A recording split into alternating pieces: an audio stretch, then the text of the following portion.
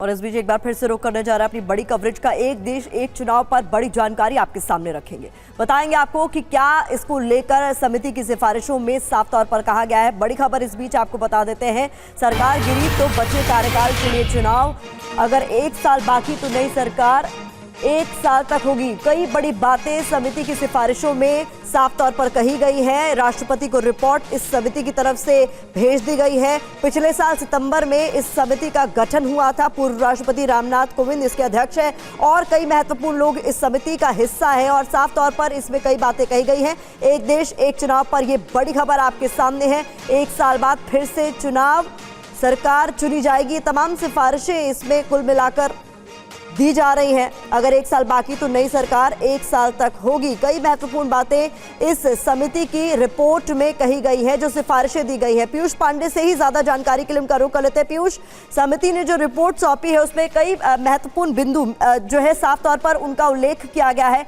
तो क्या कुल मिलाकर ये माने इस रिपोर्ट में ये भी साफ किया गया है कि 2029 यानी जब हम अगले लोकसभा चुनाव की बात करेंगे तब तक 1 नेशन 1 इलेक्शन की इस थ्योरी को हम उतरता हुआ देख लेंगे ग्राउंड पर? देखिए, बिल्कुल ऐसा तब हो सकता है जब सरकार इस रिपोर्ट को पूरी तरह से स्वीकार कर ले और इसे लागू करे। मसला ये है कि रिपोर्ट में अहम बातें कही गई हैं, खासतौर पर 5 अनुच्छेदों में संशोधन की बात कही गई है। इसमें सबसे अहम आर्टिकल 356 है, जिसके तहत राष्ट्रपति शासन लगाया जा सकता है और इसमें कहा गया है कि अगर लोकसभा और विधानसभा चुनाव साथ होते हैं, उसके बाद किसी भी तरह से किसी भी विधानसभा का टर्म पहले ही वहां पर सरकार गिर जाती है और टर्म पूरा नहीं कर पाती, तो ऐसी स्थिति में इलेक्शन कमीशन ऑफ इंडिया सिफारिश करेगा कि अमुक राज्य में उतने वक्त के लिए राष्ट्रपति शासन लगा दिया जाए और वो उसके बाद जनरल इलेक्शन यानी कि लोकसभा चुनाव से मैच करेगा वो तारीख और तब फिर साथ ही चुनाव होंगे। तो ऐसी बहुत सारी सिफारिशें की गई हैं और इन सिफारिशों के आधार पर ही सरकार अब आगे बढ़ेगी एक देश एक चुनाव के मामले में, एक राष्ट्र एक चुनाव के मामले में, क्योंकि कई सिफारिशें पहले भी इस मामले में की गई और उन सब पर पूर्व राष्ट्रपति रामनाथ कोविंद की अध्यक्षता वाली समिति ने विचार किया और इसके अलावा जो पॉलिटिकल पार्टीज थी उनसे भी बातचीत की और साथ ही विशेषज्ञों से भी इस पहलू पर रिपोर्ट तैयार करने से पहले बात की गई।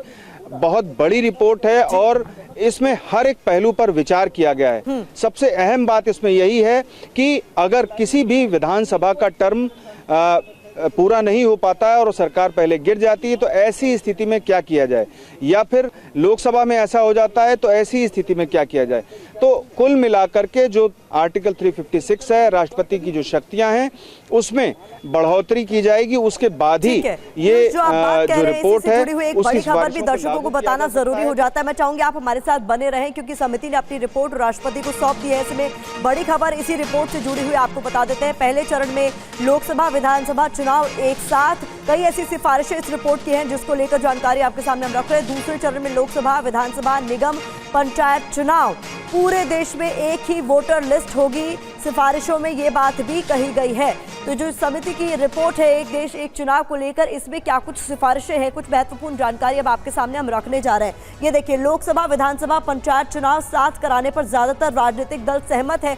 इस रिपोर्ट में साफ तौर पर कहा गया है सभी चुनाव के लिए एक मतदाता सूची बनाई जाए यानी एक ही लिस्ट बनाई जाए। इसको लेकर भी सिफारिश की गई है। संसद, विधानसभा, स्थानीय निकाय के लिए एक वोटर लिस्ट ही बनाई जाए, इस पर भी जोर दिया गया समिति की इस रिपोर्ट में। संविधान के 5 अनुच्छेद में हालांकि संशोधन की बात भी कही गई है, तभी एक देश एक चुनाव करा पाना संभव होगा। इसके अलावा अनुच्छेद 174 और 356 में संशोधन हो, इसका जिक्र किया गया है। जन प्रतिनिधित्व अधिनियम 1991 के प्रावधान में संशोधन हो, इसका जिक्र भी कमेटी की सिफारिश में किया गया, जो 18,000 पन्नों की ये रिपोर्ट है जिसे राष्ट्रपति को सौंप दिया गया है। तो कुल मिलाकर जो ये समिति है इसमें क्या कुछ कहा गया है, साफ तौर पर इसको लेकर ही हम बात कर रहे हैं। आमोद, आपका मैं रुख करना चाहूंगी, हमारे साथ जुड़ गया आमोद राय। आमोद, कुल मिलाकर यहाँ पर सिफारिशें जो है वो 18,000 से ज्यादा पन्नों की रिपोर्ट सौंप दी गई है।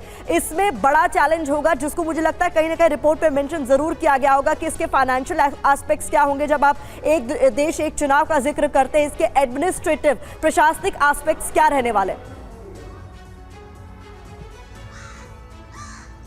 बिल्कुल, देखिए रिपोर्ट में बहुत बारीकी से एक एक चीज़ का वर्णन किया गया है और पूरी कमेटी ने तकरीबन 3 से 4 महीना मशक्क़त किया है और हर एक पार्टी से कहीं ना कहीं चर्चा की गई है।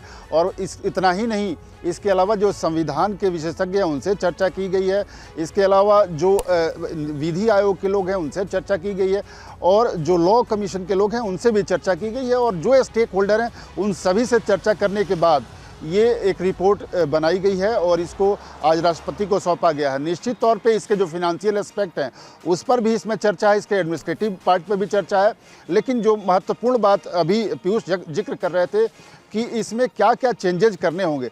संविधान संशोधन करना होगा, पीपल रिप्रेजेंटेशन एक्ट जो है उसमें परिवर्तन करना पड़ेगा, आर्टिकल 356 में दी गई शक्तियों का थोड़ा परिवर्तन करना पड़ेगा और कई ऐसे बदलाव हैं जो करना जरूरी हो जाता है। लेकिन साथ ही जो प्रैक्टिकल एक समस्याएं आएंगी जो आगे आएंगी इसको लागू करने में, कि सारे राज्य इसमें तैयार होंगे क्या, सारे राज्य के लोग जो अलग अलग पार्टियों के होंगे एक साथ चुनाव कराने को तैयार होंगे क्या, क्योंकि इसमें कुछ लोगों का टेन्योर शॉर्ट होगा और कुछ लोगों का टेन्योर बढ़ेगा। तो आखिर ये कुर्बानी देने वाली बात जरूर राजनीतिक दल उठाएंगे कि कौन कुर्बानी दे। तो ये एक चैलेंज इसके अंदर जरूर देखने को मिल सकता है, लेकिन देखना है कि अब आगे सरकार मिलाकर इस रिपोर्ट में ये साफ तौर पर नजर भी आया, एक बिंदु में साफ तौर पर स्पष्ट किया गया कि 47 पॉलिटिकल पार्टी से हमें रिस्पांस मिले, जिसमें से 15 को छोड़ दें तो 32 इसके समर्थन में नजर आई। तो कुल मिलाकर इस पर आगे क्या होता है इस पर नजर हमारी बनी रहेगी।